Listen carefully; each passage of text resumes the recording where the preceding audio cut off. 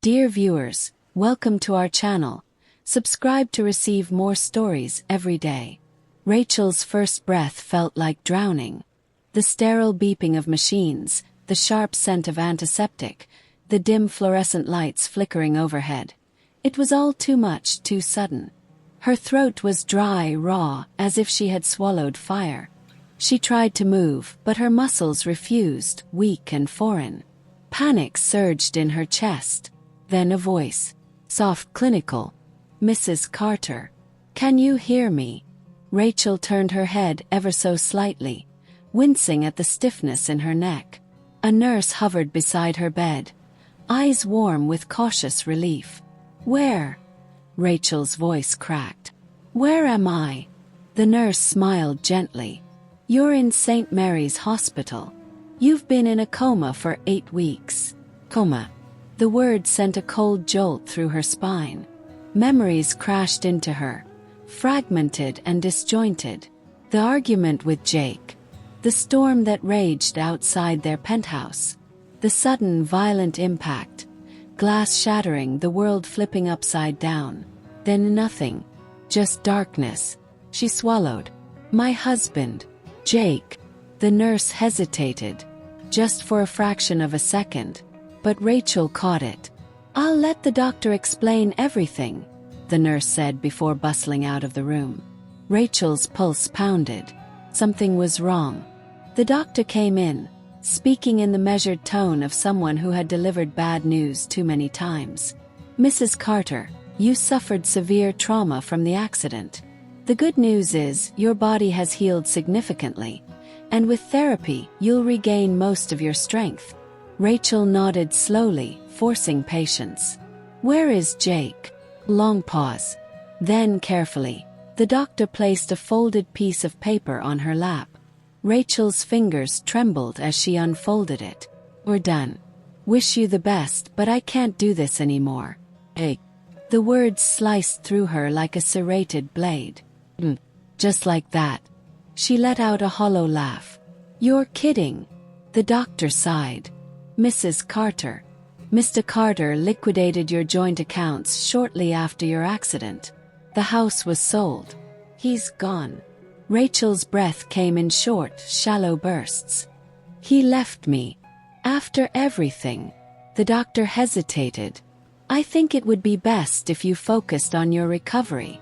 Rachel's vision blurred with fury. Jake hadn't just abandoned her. He had erased her. But he had made one crucial mistake. He thought she had nothing left.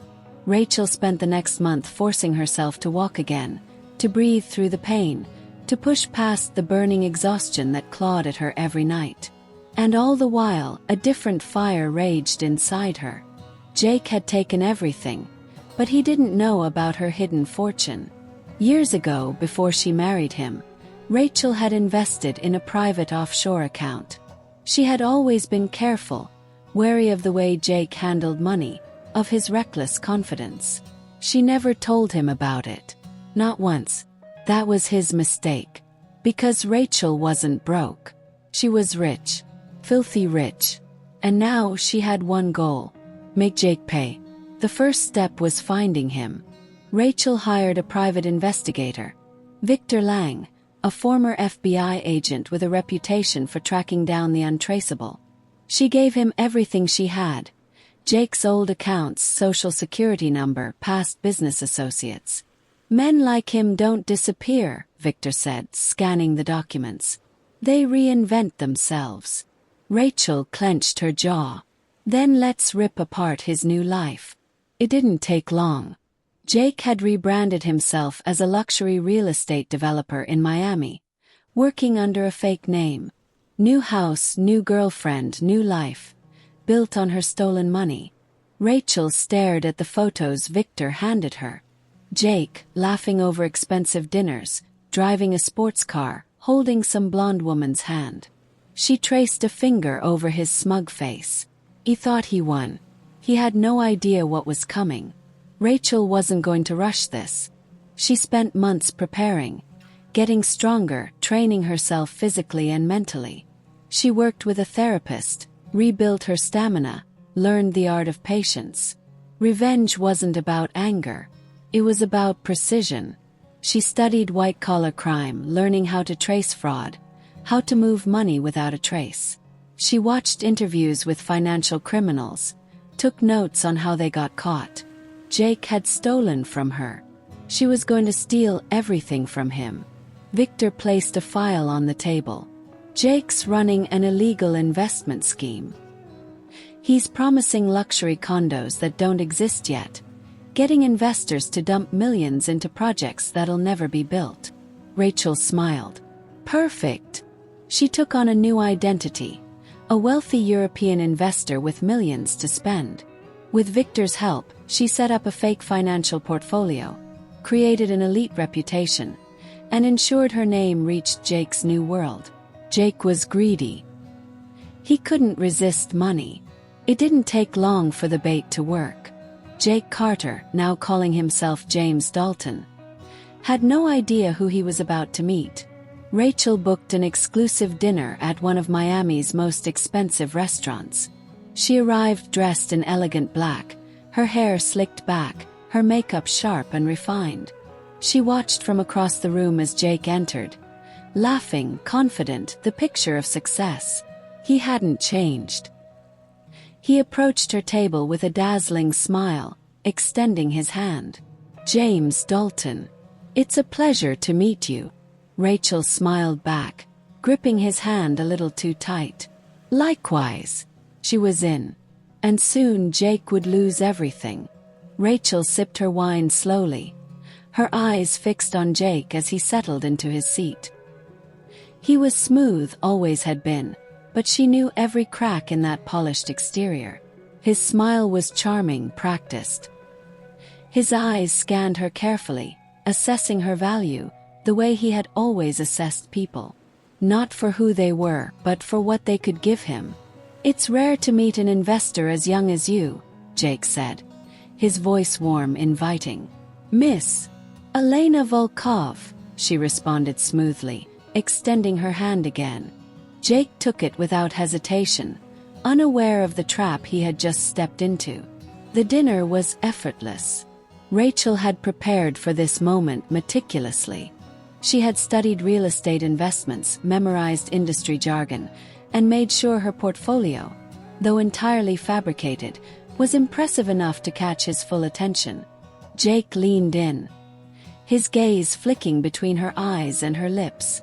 "Tell me, Elena, what interests you in Miami's real estate market?" Rachel tilted her head, letting her lips curl into a small smile. "Opportunity. And from what I hear, you're the man who knows where to find it." Jake chuckled, taking a sip of his whiskey.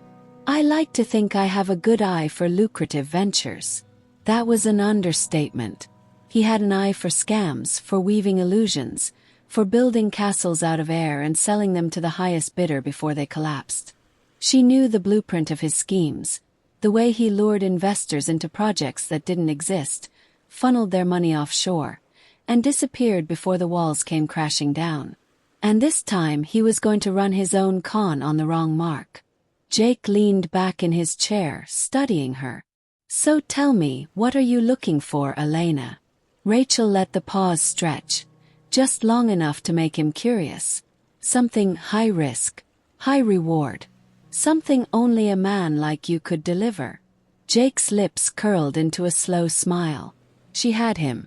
By the end of the evening, he had invited her to a private showing of one of his projects, an unfinished high-rise where he was supposedly selling multi-million-dollar luxury condos.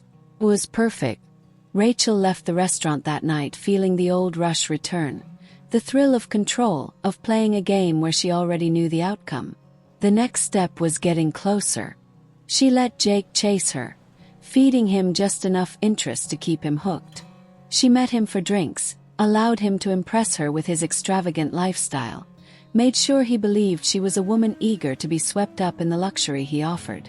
But while he was busy seducing her, she was studying him. She learned the names of his investors, the structure of his fraudulent accounts, the loopholes he used to move money offshore. She found the cracks, the vulnerabilities. Most importantly, she uncovered the one account he hadn't touched yet. the one holding the bulk of his liquid assets, Rachel's money rebranded under his fake name. Jake was careful, but he wasn't careful enough. The deeper she got, the more reckless he became. He loved control, and the idea of controlling a woman like Elena Volkov was intoxicating to him. He started showing off, letting her into his office, dropping hints about his biggest investors, boasting about deals that didn't exist. Rachel played the part perfectly, all while feeding everything she learned to Victor, who was quietly gathering the evidence that would bury Jake alive. Then came the night she knew he was fully under her spell. They were sitting on his penthouse balcony, overlooking the Miami skyline, the city glowing beneath them. Jake poured her another glass of wine, his fingers grazing hers as he handed it over. "You're something else, Elena," he murmured, his voice lower now. "I can't tell if you're my luckiest deal or my most dangerous mistake." Rachel laughed softly, sipping her wine. "Why not both?" Jake leaned in, and she let him, her lips just brushing his before she pulled back with a teasing smile. She could feel his heartbeat quicken, see the hunger in his eyes. "You drive me crazy," he admitted. "I don't think I've wanted something this much in a long time." Rachel smiled. "Then let's do something crazy." Jake arched a brow. "Like what?" She leaned in closer, her lips almost touching his ear. "Let's move money together." It was a gamble, dangerous one, but she knew men like Jake. They were addicts not just to money but to the thrill of taking risks, of breaking the rules. He pulled back slightly, eyes narrowing. "That's a hell of a thing to say." Rachel shrugged, taking another sip of wine. "I trust you." That was the moment he fell. The next morning, she received a message from him with a meeting location. A private high-stakes deal with one of his biggest investors. Rachel had just been invited into the inner circle. Victor didn't waste any time. He sent her everything they needed: wire fraud evidence, shell company transfers, bank account details. Enough to have the SEC and FBI on his doorstep the second she made her final move. But there was one last thing Rachel needed to do. She needed to see his face when he realized. She needed to be the one to pull the trigger on his empire. The next night, she arrived at his office, dressed in sleek black, her heels clicking against the marble floor. Jake greeted her with a smirk, pouring them both drinks as he walked her over to his desk. "I have something to show you," he said, unlocking his computer. "You're officially in." Rachel leaned over as he pulled up an account, walking her through a transfer. Millions were moving right in front of her eyes. She set her glass down, exhaling softly. "Jake," she murmured. He turned to her, smiling. She met his eyes and whispered, "Checkmate." For the first time she saw it. The flicker of realization. The slow, creeping horror as he saw the bank account name change before his eyes. The notification of the assets being frozen. Then the sound of footsteps. The door burst open. FBI agents flooded the room. Jake's face twisted into something between confusion and rage. His mouth opened, but no words came. Rachel leaned in, just close enough for him to hear her over the chaos. "I'm not Elena Volkov," she whispered. "I'm Rachel Carter, wife. And I just took everything from you." Jake lunged, but the agents grabbed him, slamming him against the desk. Rachel watched as they cuffed him, his face red with fury, disbelief. She took a step back, smoothing out her dress as he screamed her name. And then, just like he had done to her, she walked away. Rachel walked out of the office with the cool, controlled grace of a woman who had just won a war. Behind her, Jake was still screaming, his voice raw with disbelief and rage as the FBI agents twisted his arms behind his back and slammed him against the desk. She didn't look back. As she stepped into the elevator, the doors sliding shut with a soft chime, she exhaled slowly. It was over. Finally over. For months, she had imagined this moment. She had dreamed of the day when Jake's arrogance would crumble, when he would realize that the woman he had abandoned was the one who had orchestrated his downfall. And now that moment was here. The headlines were all over the news by morning. Luxury real estate mogul James Dalton exposed as fraudster, arrested in multi-million-dollar scheme. FBI investigation reveals elaborate Ponzi scheme. Former investors demand justice. How one woman took him down. Rachel didn't give interviews. She didn't need the fame. She had done what she came to do. Jake Carter was finished. And now she was free. 2 months later, Rachel sat on a sun-soaked balcony overlooking the Amalfi Coast, the warm breeze stirring the strands of hair loose from her ponytail. A glass of chilled wine rested on the table beside her, untouched. She stared at the ocean, the endless stretch of blue that had no beginning and no end. Should have felt like victory. But something still sat heavy in her chest. She had spent so long chasing this, unraveling Jake's empire, plotting his destruction piece by piece. Now that it was done, what came next? Her phone buzzed, pulling her from her thoughts. "Victor," she answered, placing the phone on speaker. "Tell me it's good news." "It's over, Rachel." His voice was lighter than she had ever heard it. Jake's trial just ended. The jury was out for less than an hour. Guilty on all counts. Rachel's fingers tightened around her wine glass. Sentencing. 25 years. No parole for at least 15. She let out a slow breath. "That's long enough." Victor chuckled. "He won't last 5. He smirked. "Let's hope not." There was a brief pause before Victor spoke again. His tone quieter now. "What about you?" Rachel blinked. "What about me? You spent years putting this together. Now it's done. You ever think about what comes next?" Rachel stared out at the horizon. For a long time, revenge had been her only purpose. The drive that had pulled her through every sleepless night, every moment of doubt, every ounce of pain. But now, standing at the edge of a new chapter, she realized something. She didn't need to look back anymore. She had won. Jake was in prison, his empire in ruins, his name forever stained. And as for Rachel, she was free. For the first time in years, truly free. She picked up her glass and took a sip, the cool liquid sliding down her throat.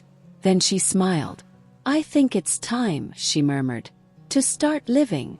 The sun dipped lower over the water, painting the sky in gold and fire. Rachel leaned back in her chair, exhaling slowly. She had played the long game. And she had won. The end. Dear viewers, thank you for watching. If you like this story, please subscribe to our channel to receive more stories every day. Share with us what you think of this story and tell us where you're watching from.